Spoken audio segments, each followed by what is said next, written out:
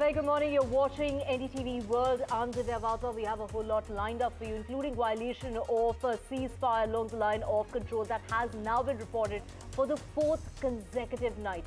Pakistan has been initiating those attacks, and of course that firing that's been taking place and being reported. India has no choice but to retaliate. We'll get you details. First, let's get you the headlines. Fire across LOC, Indian troops have responded swiftly. This is the fourth straight night of ceasefire violation that's been reported along the line of control. It's the Pakistani army extending its length of ceasefire violation.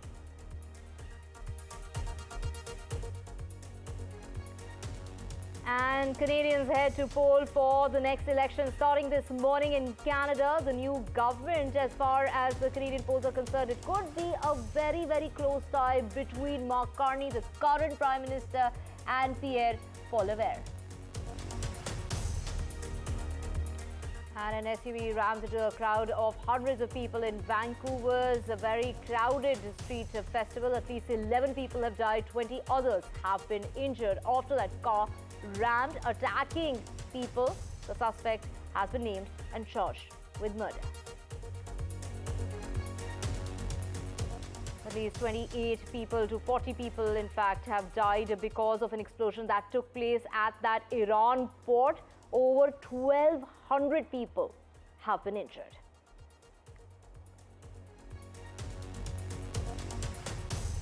And India and France are set to ink a deal that's going to be coming up today in the afternoon at 12 o'clock. This is a deal to the tune of 63,000 crore rupees in order to get 26 jets. This is India's largest ever fighter jet deal that is going to be inked this afternoon. And Belgium court to hear the fugitive Mehul Choksi's bail plea. This is going to be a three-judge Belgian bench to hear that bail plea. This is the second time that's coming up in court, but India is set to oppose that bail hearing.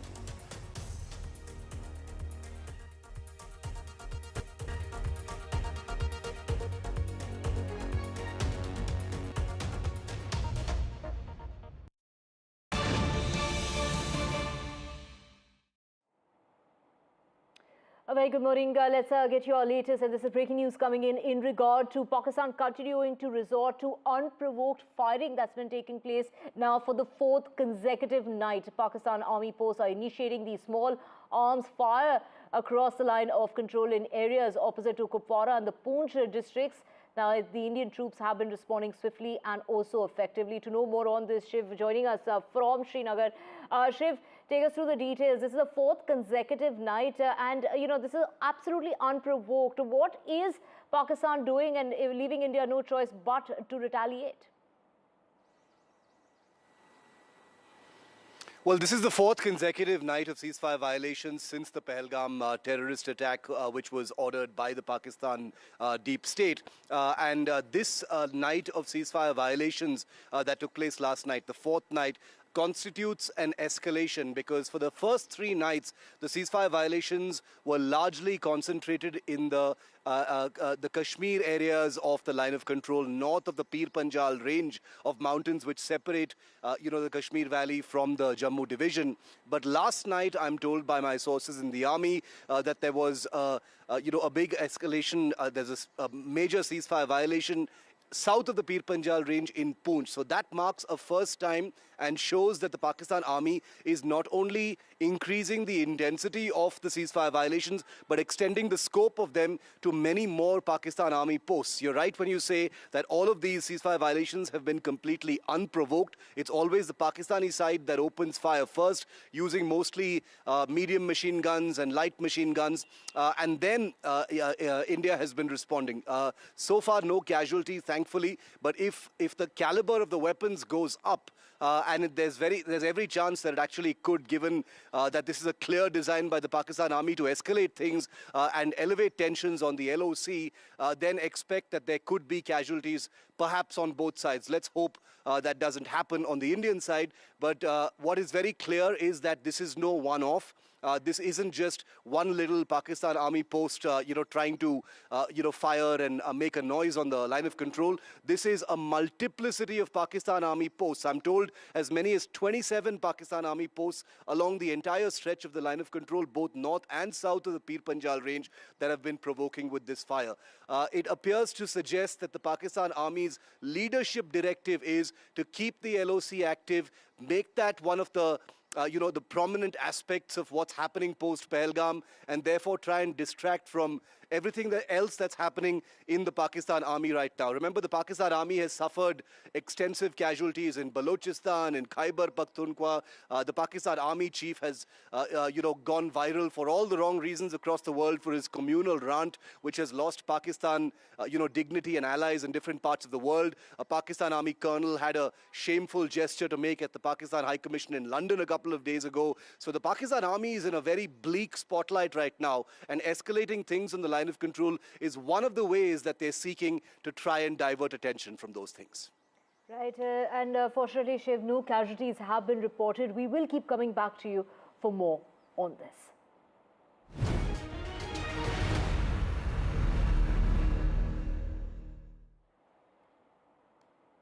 Now, Canada is heading into polls this Monday morning. The contest will see the parties of Liberal leader Mark Carney as well as Conservative leader Pierre Poilievre, as well as NDP leader Jagmeet Singh, and also Yves-François Blanchet, facing off in the 343 ridings, including 5 new electoral districts. The party leaders crisscrossed the country over the weekend in this last sprint to the finish line, spending the final hours of the federal election campaign trying to win over votes and voters as far as this very tight race is concerned. It is, of course, the Conservative leader Pierre, who started off in British Columbia on Saturday, finishing off as far as the weekend is concerned with campaign stops in Ontario, and he campaigned in the Vancouver area as well, including in Surrey, as well as the rally in Delta, where he did not take questions from the media. Here are details of everything you need to know so far.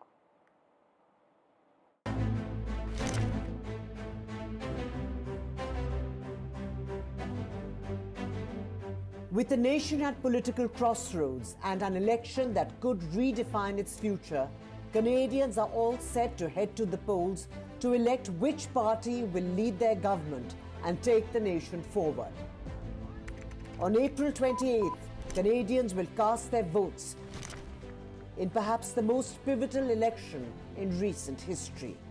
With the economy faltering, tension with the US escalating, and the resignation of a former Prime Minister still echoing, the country faces a moment of reckoning.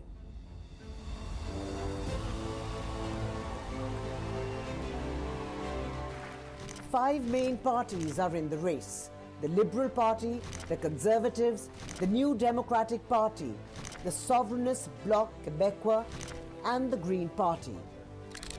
But at the heart of the battle, it's a showdown between the Liberals and the Conservatives. Carney, a former central banker, aims to distance himself from Trudeau's legacy while still advocating for core Liberal policies. But his short stint as Prime Minister leaves his political identity still somewhat undefined. Conservative leader Pierre Poilievre is capitalizing on nearly a decade of Liberal dissatisfaction.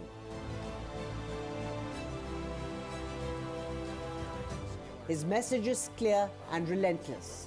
After 9 years of Liberal rule, it's time for change.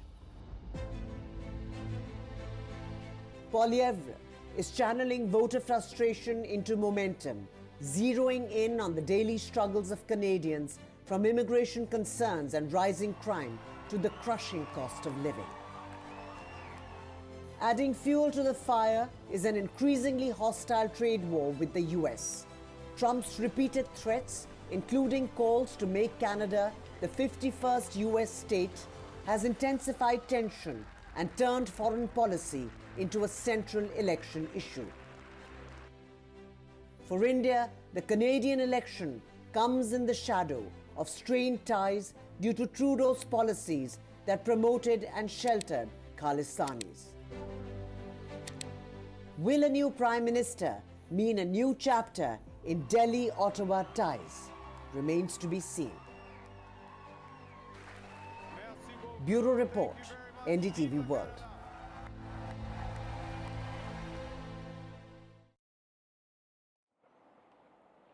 Right, we also have my colleague Maha Siddiqui joining us from Vancouver.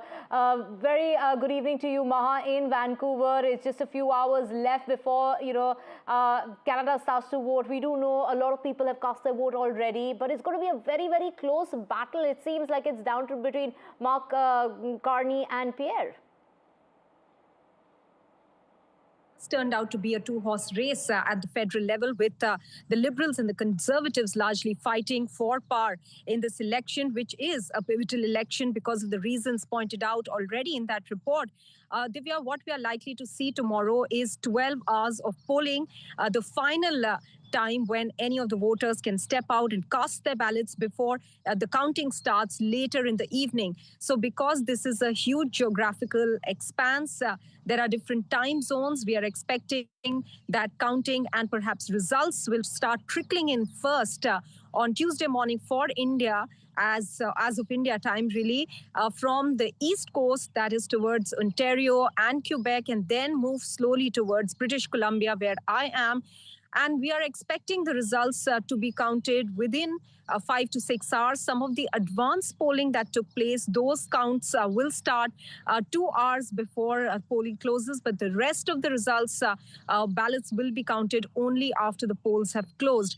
This is a very close race now. Divya, CBC election tracker is now suggesting that the weighted average of the opinion polls is only showing a 2% lead for the Liberals. They were leading by a sizable margin up a couple of weeks ago, but that gap has now been closed, and both the leaders, that is Mark Carney and Pierre Poilievre, have put in their best shot in the last few laps of this election campaign, urging voters to come out, cast their ballots specifically to give a majority to either of them, considering that only a person in majority, a prime minister who has a majority, will be able to take on with firmness US President Donald Trump. And that really has been top of the voters' mind towards the end. The trade war with US, the annexation threat from the US is something that has overtaken issues, the domestic issues, which had been making headlines for the last 1 year, which was inflation and the housing crisis. So now a very slim lead that the Liberals have. However, the two major provinces, Ontario and Quebec, that have the largest number of seats in Parliament, almost 200 between the two provinces, 122 from Ontario, 78 from Quebec. These are the two provinces really that the Liberals can hang on to, because they are showing a clear lead in those two provinces, and that could be really a clincher for that party during these elections. But of course, the voters will speak, and they will speak loud and clear tomorrow. 12 hours of voting on Monday for Canada, and this is the last time that the Canadians can vote in this election. The advanced polling, the polling, special polling ballots for students, the special ballots for those who are out of the country are all closed last week, and only on Monday now people can step out and vote. Right, one of the most consequential elections to be held in years. Let's just also, talk our viewers through the issues at hand and what are the key issues that the voters are facing this time around. Let's listen in.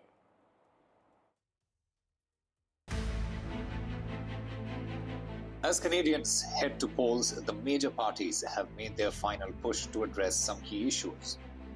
So what are they, and how are they shaping one of the most consequential elections in the country's history? One of the most important issues is the cost of living crisis, something Canada has been grappling with for years. Both the main parties, the Liberals and the Conservatives, have promised tax cuts for people in the lowest tax bracket. While Liberals are offering 1 percentage point cut, their opponents have promised to lower the rate from 15 to 12.75%. The campaigns have hinged on how the next leader would handle the trade crisis with its closest economic ally, the United States. The Conservatives have vowed tax relief for workers affected by the Trump tariffs.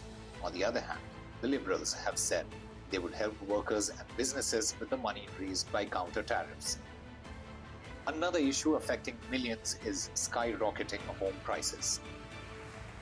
While the Liberals want to create a federal entity that would act as a developer for affordable housing, the Conservatives are aiming to build 2.3 million homes in Canada in the next 5 years.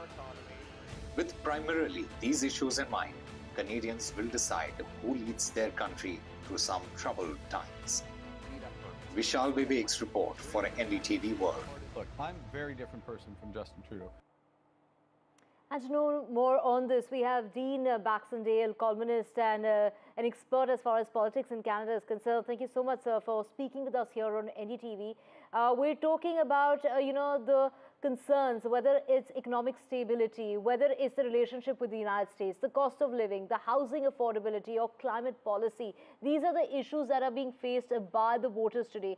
Take us through what, in your opinion, could be a make or deal for the voter. What do you think he's going to be casting his or her vote on?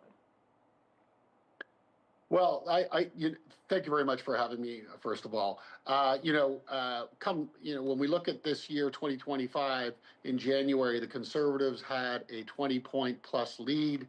It looked like it was going to be an easy shoe-in Conservative majority government. Justin Trudeau resigns. Donald Trump had made it to the White House and was inaugurated on the 20th. And now we've seen all hell break loose with respect to Canada, its relationship with the United States. Ultimately, what's at play here is our relationship with China as well at the same time. And now voters are looking at this election as who can stand up to Donald Trump, as opposed to really looking back at the key issues as to why we were looking at throwing the Liberals out in the first place, because they had effectively not taken this country forward, not created the jobs, made things affordable. So now on the agenda, we have Donald Trump and Donald Trump's tariffs, and effectively telling Canadians that they'll annex Canada as the 51st state, which of course has garnered such great support in Canada. And now we are a nation that seems to be very unified in fighting Donald Trump. And unfortunately, he should not be the target. The target should be the bad policies that put us into a position where our nation was being exploited by foreign actors from China, Pakistan, India as well, and the United States. Right. So, what is being promised by these various parties? We do know that it's a very close battle it's coming down to. But, just compare for us the key issues, whether it comes to, what is it that these parties are promising and what could really be a deal breaker for the voter? So what we've seen for the first time in almost 3 generations is a movement towards basically 2 parties. The Liberals and the Conservatives, between the 2 of them, are garnering about 80% of the vote. The NDP vote has collapsed. The Quebec vote for the Bloc Québécois has collapsed somewhat as well, therefore opening up an opportunity for the Liberals. But what's at stake now is going back with the Liberals on failed policy for the past decade plus, or the promise of change by Pierre Poilievre and moving the country forward with a new vision that looking at our resources, ensuring that we bring those to market and create new wealth for Canada and putting Canada in its rightful place. We cannot virtue signal to the world as the Liberals would like us to do on the climate change. We need to hold India and China to account for greenhouse gas emissions, but we cannot virtue signal and shut down our industries in this country. We have great resources. We need to bring those forward in a plan. The Conservatives seem to be offering that. Mark Carney has moved to the middle, trying to get the vote from the elderly who always supported the Liberals. And that's what we now have, a clear vote between 2 parties, 2 different visions, one very old and one new. Right. Thank you so much, Dean Baxendale, for joining us in the run-up to the elections in Canada. A very close watch, a very close battle there. We will keep coming back to you for more on that. Thank you for speaking with us. Now, let's just get you, this is coinciding with the elections. It is the Canadian police that have gone ahead and charged Kaiji Adam Lowe with 8 accounts of second-degree murder after a car that rammed into Vancouver that has resulted in the death of 11 people. Dozens more have been injured when this man drove his SUV into a crowd at the Filipino festival. This is a street festival which gets very, very crowded, and the police say the victims are aged between 5 and 65. The city's mayor has also said a full review has been opened into the event's safety. Maha, my colleague, joining us to get us more on this. Maha Siddiqui, what really happened here? And of course, this is coinciding on the weekend where people were, casting their votes, and this is a very, very crowded festival, the street festival, very, very famous there. What kind of crowd had gathered for this festival? And this has really resulted in the death of 11 people, while many those who have been injured. If you could also get us a health update on those people.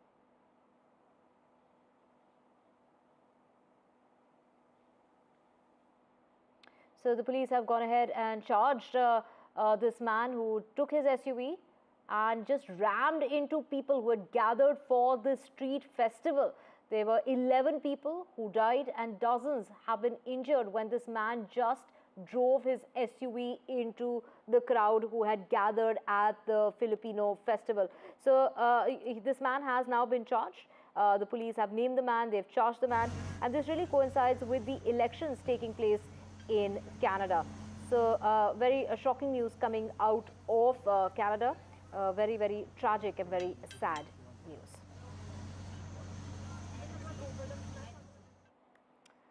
And Israel carried out an airstrike on Beirut's southern suburbs on Sunday after ordering an evacuation of a building that is said was being used by the Iranian-backed group Hezbollah.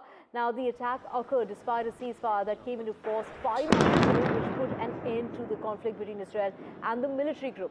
Israel has gone on to say that it had targeted that Hezbollah store of precision-guided missiles that posed as a threat to the state of Israel and its civilians.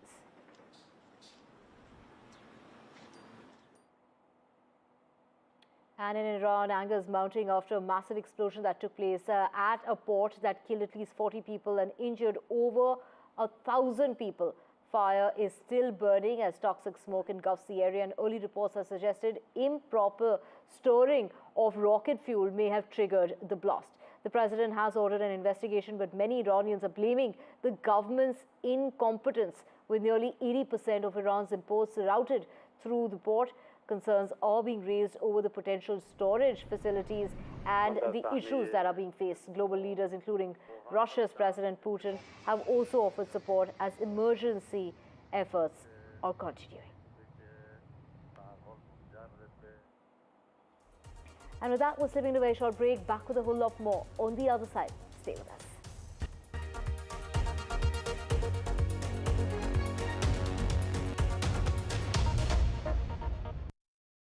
In today's interconnected world, India's voice is more crucial than ever. When India speaks, the world listens. At NDTV World, we are that voice, bringing you intelligent and insightful news from India and beyond. From geopolitics and diplomacy to economic shifts, migrations, tech disruptions, and the stories of our diaspora. We cover the news that shapes our global future. NDTV World, your new home for global news, is here. From interesting tech startups to industry-leading companies, politics, sports, culture, curry, cricket. Oh, there's so much to talk about. Like me, if you too thrive on interesting conversations, this is a show you cannot miss. Watch this space to know more about all matters and all people that make Britain what it is today. Out of Britain, with me, Radhika Iyer.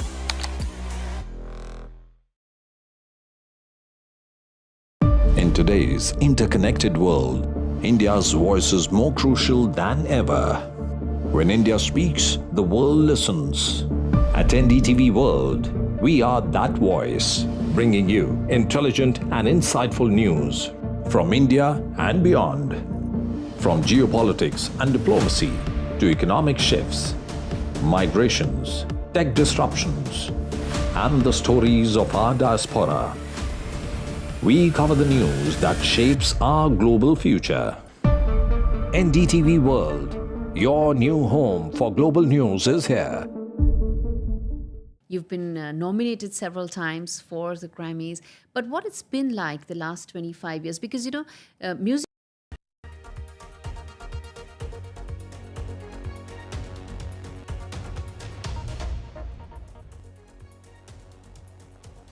Welcome back. Let's just get you a very crucial deal that's coming up between India and France, and this is a deal of to the tune of 63,000 crore rupees to get 26 Rafale fighter jets from France. That's expected to be signed today in the afternoon at about 12 o'clock, set to dominate the skies from the aircraft carriers INS Vikrant and INS Vikramaditya. These advanced jets will bolster India's maritime power, countering threats in the Indian Ocean. The Rafale is widely considered among the most capable fighters of its class in the world and is only operated presently by the French Navy.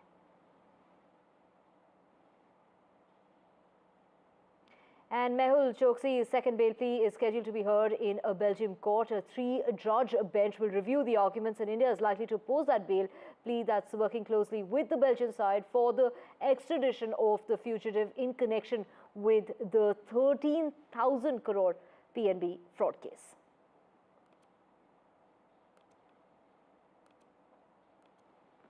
And let's just get you some sports news now. And India has decided to pull out of the Central Asian Volleyball Championship scheduled to take place in Islamabad. This volleyball championship will be taking place from the 28th of May to the 4th of June. This decision really has come about after the Indian government's cancellation of the NOC, the no objection certificate for the tournament, citing the recent Pahalgam terror attacks.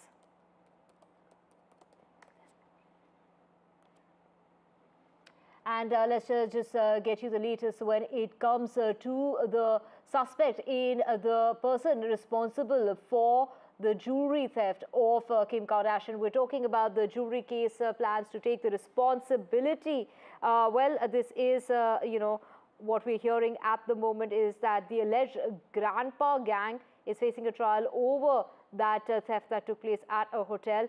Kim Kardashian to testify against the men accused of that theft, and of course this was a theft that took place in Paris, and the trial is over 9 million worth of jewelry that was stolen from the hotel that Kim Kardashian was staying in.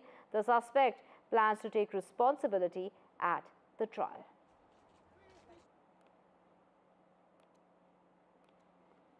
Now let's just get you more on this in regard to more news coming in, and that's Greenland and Denmark have agreed to strengthen their ties in response to US President Donald Trump and his interest in taking control of the areas located in the Arctic island. Their leaders have gone on ahead and said after talks in Copenhagen, Greenland's new Prime Minister has landed in the Danish capital over the weekend for a 3-day visit in a display of unity between the mineral-rich island. This is a semi-autonomous Danish territory. And of course, this visit follows months of tension that has been created over Trump's repeated declaration that Greenland should become part of the United States. And with that is a wrap of this bulletin. Thank you so much for watching.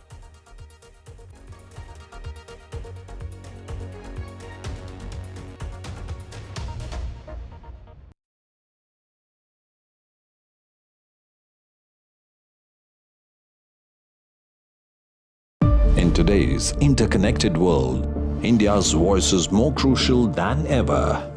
When India speaks, the world listens. At NDTV World, we are that voice, bringing you intelligent and insightful news from India and beyond. From geopolitics and diplomacy to economic shifts, migrations, tech disruptions, and the stories of our diaspora. We cover the news